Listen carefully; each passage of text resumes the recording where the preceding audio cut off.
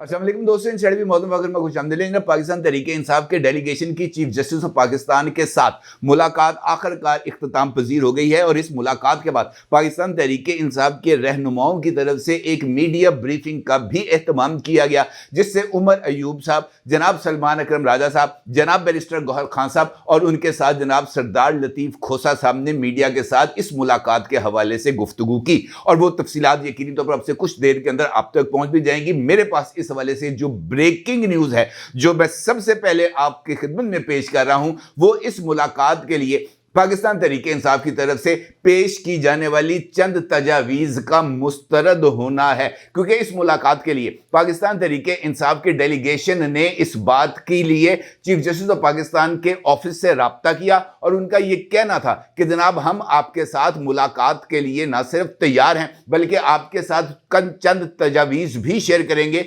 लेकिन बेहतर यह होगा कि इस मुलाकात के अंदर आप सुप्रीम कोर्ट ऑफ पाकिस्तान के सीनियर जज साहिबान,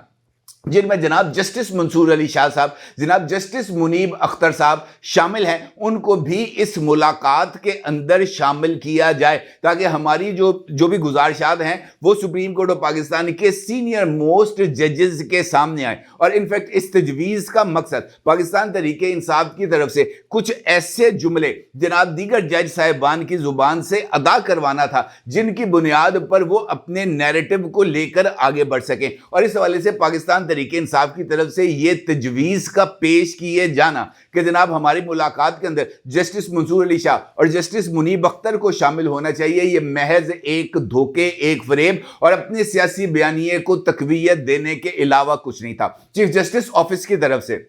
पाकिस्तान तहरीक इंसाफ के डेलीगेशन को आगाह किया गया कि जनाब ये जो मुलाकात है, ये मुलाकात आपकी चीफ जस्टिस ऑफ पाकिस्तान के साथ है और इसके अंदर जनाब पाकिस्तान बार काउंसिल और सुप्रीम कोर्ट बार एसोसिएशन के नुमाइंदे मौजूद होंगे। दीगर जज साहिबान को इस मुलाकात में शिरकत की दावत नहीं दी गई, जिस पर पाकिस्तान तहरीक इंसाफ के डेलीगेशन की तरफ से मौजूद चीफ जस्टिस के ऑफिस को आगाह किया गया कि जनाब अगर वो इस मुलाकात में मौजूद नहीं हो सकते तो इस मुलाकात के बाद हमें उनसे अलहदगी में मुलाकात की इजाज़त दी जाए। मेरा ख्याल है कि इस तजवीज़ को भी मुस्तरद कर दिया गया,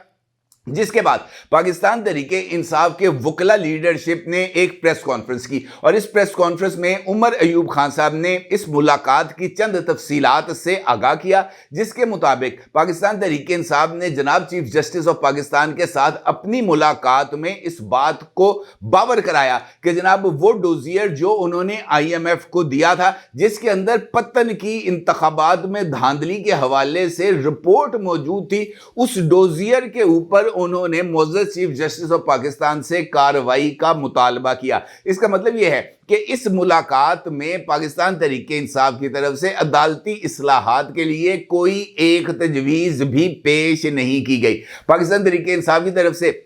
अदालती निज़ाम में इस्लाह के लिए कोई एक तजवीज़ नहीं पेश की गई, महज इस मुलाकात को सियासी बयानिए की तरवीज के लिए इस्तेमाल किया गया। इस मुलाकात के अंदर पाकिस्तान तहरीक इंसाफ ने धांधली पर मबनी बयानिए को लेकर आगे आए और उन्होंने चीफ जस्टिस ऑफ पाकिस्तान के लिए जो खत तहरीर किया गया था इमरान अहमद खान न्याजी, हाल मुकीम अडयाला जेल, अल मारूफ इलामा अडयालवी साहब की तरफ से, उसके ऊपर कार्रवाई का मुतालबा करते हुए चीफ जस्टिस को आगाह किया कि जनाब आपने खुद इस बात को तस्लीम किया था मीडिया के साथ गुफ्तगू करते हुए कि इन खत आप तक मौसूल हो गया है, इस खत के अंदर चंद सीरियस पॉइंट्स को उठाया गया है, लिहाजा आपने इस खत को भिजवा दिया है कॉन्स्टिट्यूशनल बेंच को और अब कॉन्स्टिट्यूशनल बेंच ने इसके ऊपर कार्रवाई करनी है। पाकिस्तान तहरीक इंसाफ का यह मौक़िफ़ था कि हमारी ख्वाहिश है कि इस खत के ऊपर फौरी तौर पर कार्रवाई की जाए और कॉन्स्टिट्यूशनल बेंच को पाबंद किया जाए जनाब कि वो इस सूरत हाल में ना सिर्फ आगे बढ़े बल्कि हमारे खत में उठाए जाने वाले पॉइंट्स को एड्रेस भी करे। मेरा यह मानना है इस मुलाकात के हवाले से और जो भी तफसीलात हैं मैंने भी आपकी खिदमत में जो रखी हैं,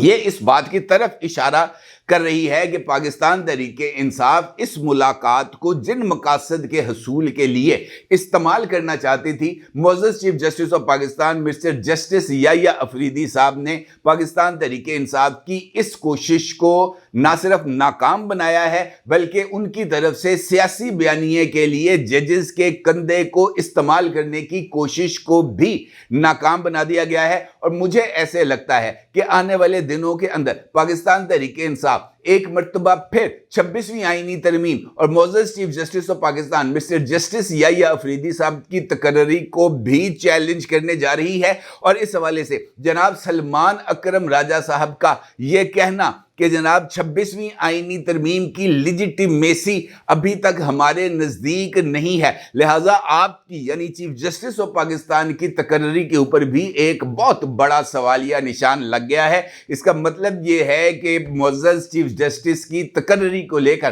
پاکستان تحریک انصاف ایک نئے پروپیگنڈے کا آغاز کرنے جا رہی ہے، اور اسی لیے سب سے پہلے اس پروپیگنڈے کا خاتمے کے لیے ہم آپ کی خدمت میں لے کے آئے ہیں سب سے پہلے ہم کو جانیں۔ اپنی رائے ضرور اظہار کیجیے گا۔ آپ کا بہت شکریہ۔ اللہ حافظ۔